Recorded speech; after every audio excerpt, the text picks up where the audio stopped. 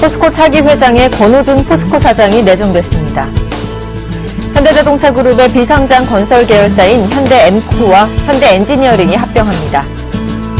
한국 경제가 직면한 3대 장애물은 저성장 함정, 신샌드위치 위기, 대리 프레임이라는 진단이 나왔습니다. 연초부터 대형 시멘트 회사들이 잇따라 가격 인상을 추진하면서 건설 자재비 인상 압력이 거세지고 있습니다. 네, 시청자 여러분 안녕하십니까? 센 경제원장의 김동현입니다. 자, 코스피 지수가 기관의 매수로 소폭 상승하면서 거래를 마쳤는데요. 자세한 마감 소식 증권부의 구경우 기자 연결해서 들어보겠습니다. 안녕하십니까? 네, 안녕하십니까? 네, 자세한 마감 상황 전해주시죠. 네, 16일 코스피 지수는 전 거래일보다 0.21% 오른 1957.32포인트의 거래를 마감했습니다. 전날 미국 경제지표 호조로 스탠다드 앤 푸어스 지수가 사상 최고치를 기록한 가운데 국내 시장도 미국 증시 호조에 영향을 받은 것으로 보입니다. 486억 원을 순매수한 투신을 중심으로 기관이 493억 원을 사들였으며 외국인은 51억 원을 순매수했습니다. 투신은 6거래일째 순매수를 이어갔습니다. 개인은 644억 원을 내다 팔았습니다.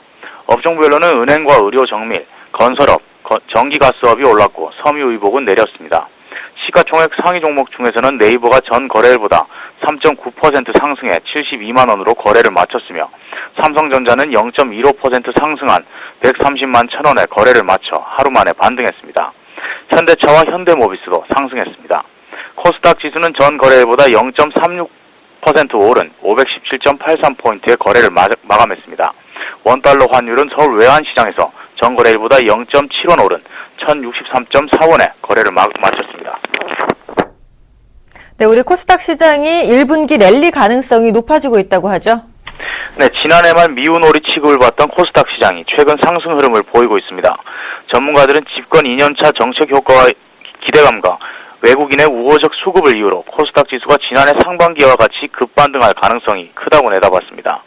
지난해 500포인트 아래에서 한 해를 마감했던 코스닥 지수는 올 들어 11거래일 중 8거래일 동안 상승하며 같은 기간 3.57% 올랐습니다.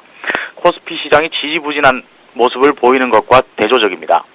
전문가들은 대외 경기와 실적 측면에서 코스닥 시장이 상대적으로 좋은 흐름을 보일 수 있는 환경이 이어지고 있다고 판단했습니다. 지난 2월부터 본격적으로 상승세를 나타내며 1분기 11% 넘게 올랐던 코스닥 지수 흐름이 올해도 이어질 수 있다는 분석입니다. 코스닥 지수가 꾸준히 오르면서 거래도 활발해지고 있습니다. 지난해 12월 1조 1,000억 원대를 기록했던 코스닥 시장의 일평균 거래 대금은 올 들어 꾸준히 늘어 이날 1조 8,056억 원까지 올라섰습니다. 정부가 내수 활성화에 초점을 맞춘 정책을 내놓고 있는 점도 코스닥 시장 강세 전망을 지지하고 있습니다. 전문가들은 테이퍼링 속도에 대한 불확실성으로 대형주에 대한 외국인의 매수세가 주춤할 수밖에 없어 수급적으로 코스닥 시장이 좋은 모습을 보일 것으로 내다보고 있습니다. 최근 대형주 비중이 높은 수출 관련 경기 민간 업종의 이익 추정치가 떨어지고 있는 것도 코스닥 시장을 비롯한 중소형주에 대한 투자 심리를 살리고 있다는 설명입니다. 네, 계속되는 증시 침체에도 엔터주들의 주가는 뛰고 있다고 하죠. 네, YG 엔터테인먼트와 SM 등 주요 연예 기획사들의 주가가 크게 오르고 있습니다. 전문가들은 이들 종목들의 실적 개선 추세가 엔화 약세 탓에 다소 더뎠지만 올해는 새로운 아티스트들을 잇따라 선보이고 있어 속도를 낼 것으로 보고 있습니다. 이날 YG 엔터는 코스닥 시장에서 전 거래일보다 2.07% 오른 59,200원에 SM은 4.17% 오른 46,200원에 거래를 마쳤습니다. YG 엔터는 지난달 27일부터 상승세를 보인 후 이날까지 17% 넘게 올랐습니다. 국내 대표 엔터주들의 주가가 상승세를 타고 있는 것은 새 그룹들이 데뷔하는 등 새로운 매출이 발생하기 때문입니다. YG 엔터의 경우 빅뱅이 이달 말 국내 공연을 할 계획이고 싸이는 다음 달 새 앨범을 내놓을 계획입니다. 또 2NE1은 3월에 앨범을 발매하고 콘서트를 시작합니다.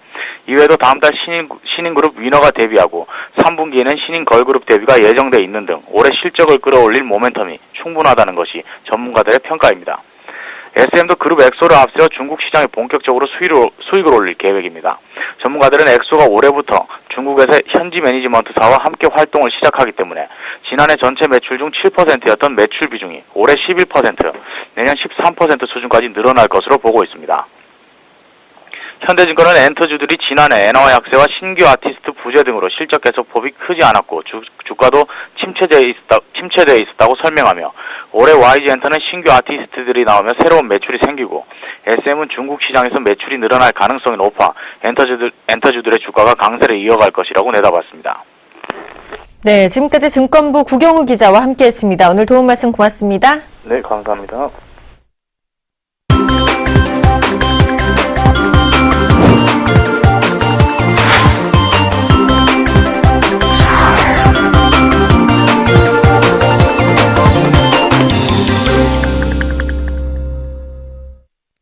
오늘의 주요 뉴스입니다.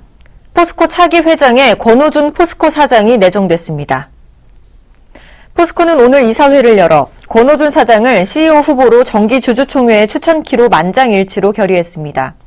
권 내정자는 1986년 포항산업과학연구원에 입사했습니다. 포스코 기술연구소장을 등을 거쳐 2012년부터 기술부문장을 맡고 있습니다.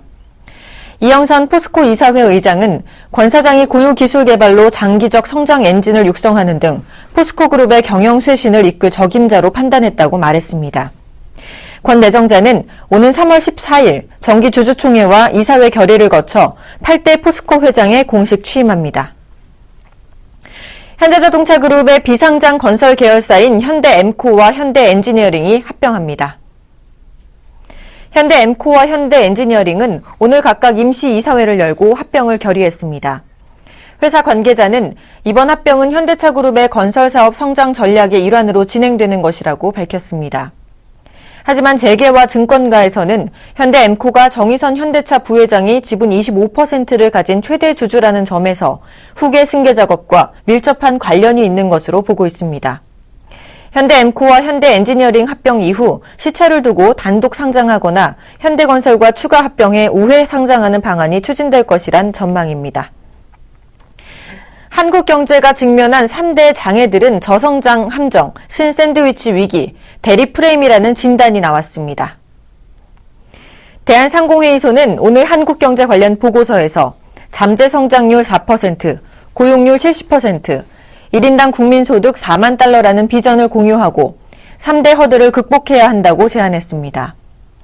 상의는 가계부채 부담, 저출산 고령화 등 구조적인 문제 때문에 저성장 함정 탈출이 쉽지 않다고 지적했습니다. 또 신흥국의 거센 추격과 선진국의 제조업 부흥으로 신샌드위치 위기가 조성됐다고 분석했습니다. 계층, 노야, 여야, 신구세대 지역 간 대립 프레임에도 극복해야 할 장애로 지적됐습니다.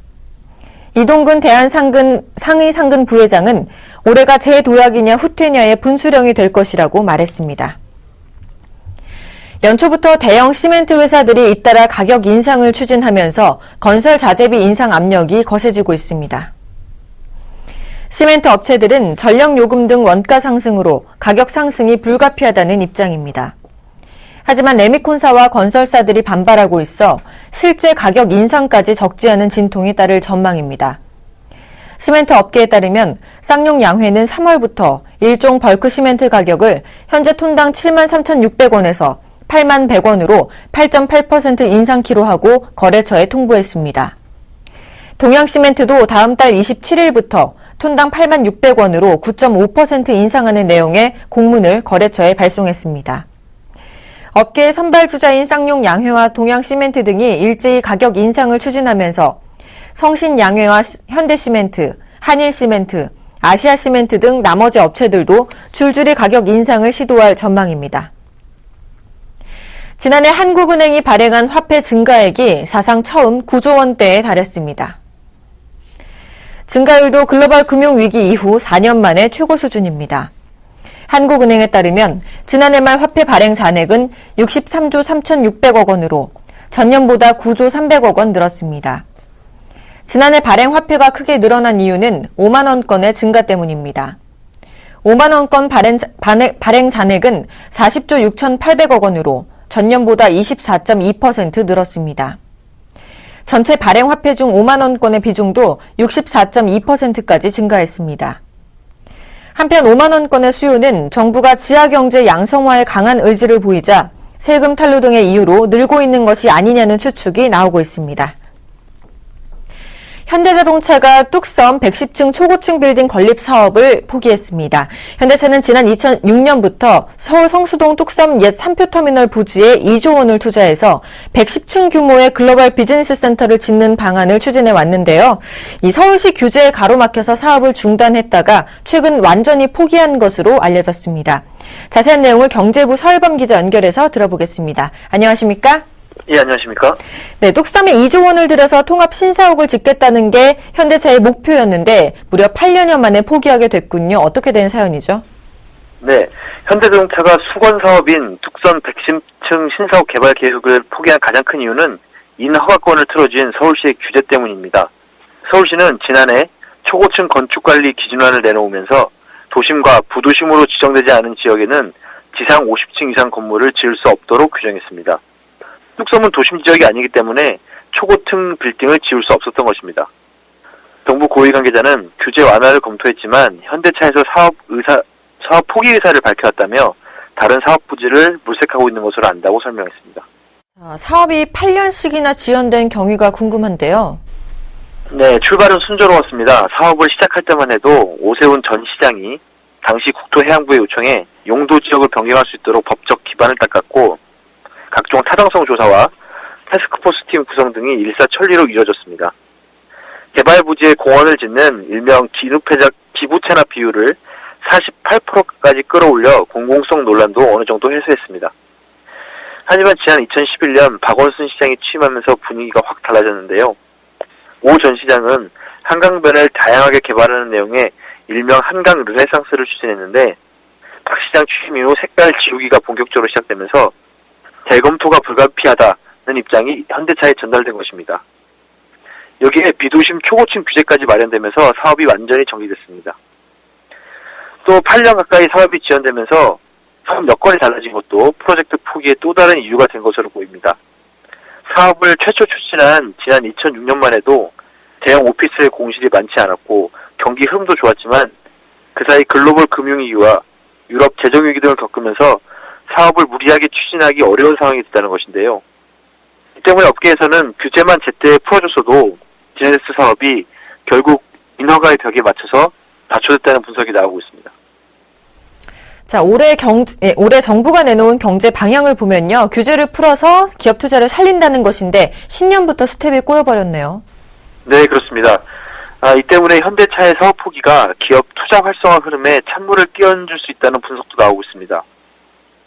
규제에 기업 투자가 발목이 잡히는 대표적 사례로 기억될 가능성이 있다는 건데요.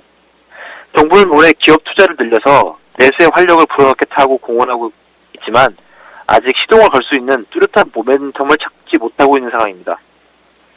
대한항공이 경복궁역 인근에 짓기로 한 7성급 한옥 호텔 역시 뚝섬 초고층 빌딩과 비슷한 길을 걸을 수 있다는 우려도 있습니다. 정부는 관련법을 개정하는 등 투자를 이끌어내기 위해 안간힘을 쓰고 있으나 막상 인허가권을 진 곳은 서울시여서 손발이 맞지 않는 상황이기 때문입니다. 기업의 투자가 묶이면 경기 회복이 지연되는 것은 물론이고 잠재 성장률까지 낮아져서 경제 전체의 체력이 약해질 수 있습니다. 자, 인근에 위치한 성수동 등 부동산 시장에도 영향이 있을 것으로 보이는데 어떤가요? 네, 단기적으로는 인근 시장, 부동산 시장에서도 악영향이 나타날 것으로 보입니다. 110층짜리 초고층 빌딩이 들어서면 인근 상권이 활성화되고 이에 따라 집값도 오를 것이라는 기대가 컸기 때문인데요. 특히 성수동 일대는 한강변 재개발 계획에 따라서 초고층 아파트가 지어질 것으로 기대를 모았으나 이마저도 어려워진 상태입니다. 인근 부동산 업계에서는 유일한 호재가 사라지면서 살아나는 듯 했던 거래가 다시 주저앉을 가능성이 크다는 반응이 나오고 있습니다. 네, 잘 들었습니다. 지금까지 경제부 서일범 기자와 함께했습니다. 고맙습니다. 감사합니다.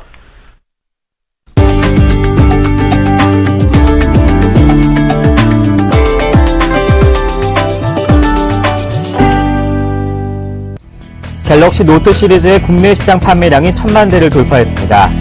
삼성전자는 갤럭시 노트와 갤럭시 노트 2, 갤럭시 노트 3의 국내 총 판매량이 1000만 대를 돌파했다고 밝혔습니다.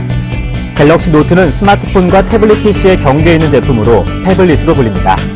대화면과 디지털 필기구인 S펜을 차별화 요소로 내세운 것이 제품 성공의 열쇠로 분석됩니다. 주류 시장 침체 속에서도 보드카 등 화이트 양주 시장이 나홀로 급성장한 것으로 나타났습니다.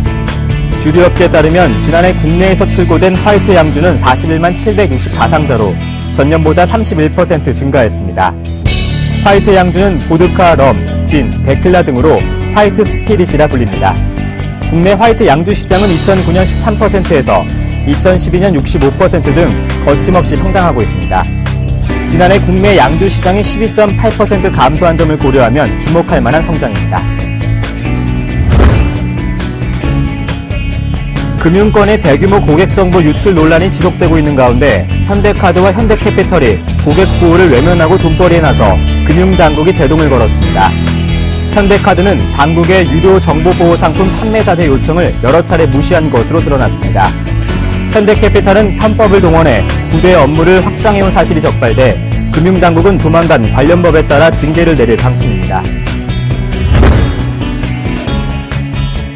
도요타 자동차의 하이브리드차 누적 판매량이 600만 대를 돌파했습니다. 도요타는 지난해 글로벌 시장에서 하이브리드차 127만 9,400대를 판매해 이 같은 기록을 달성했다고 밝혔습니다. 도요타는 1997년 12월 세계 최초의 양산형 하이브리드 승용차 프리우스를 출시했습니다. 현재 전 세계 80개국에서 하이브리드 승용차 24개 모델과 전기 충전식 하이브리드차 1대 모델을 판매하고 있습니다.